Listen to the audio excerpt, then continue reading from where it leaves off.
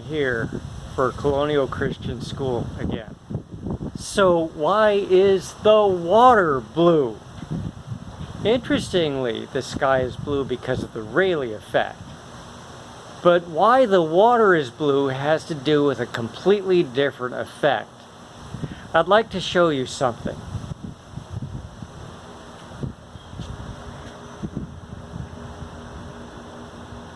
I have a bowl of water here.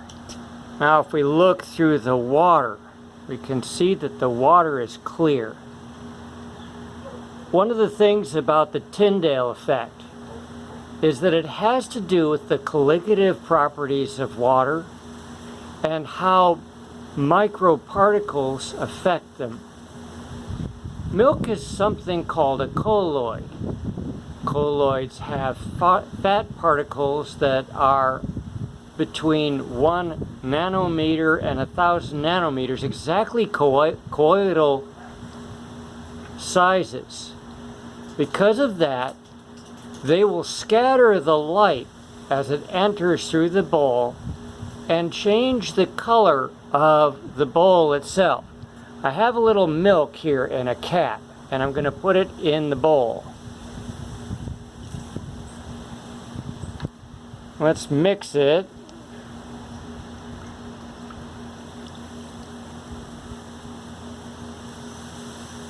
As you look at the bowl does not have a white hue, but it has a blue hue.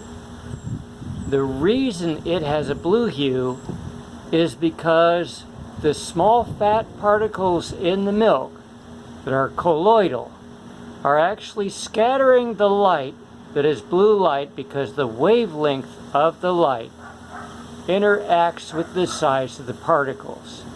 It varies according to the angle as well.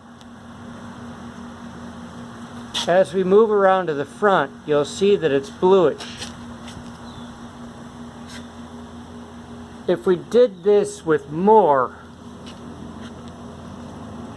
of the liquid, all the blue light would disappear and you would get a reddish effect because the only light left would be red light and yellow light and orange light. Many things that change color because of the Tyndall effect. It's the reason why the smoke that comes out from motorcycles is sometimes bluish looking.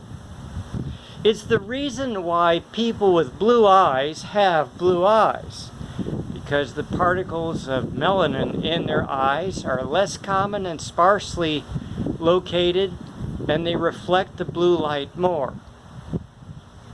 This is Mr. Bausma, Colonial Christian School.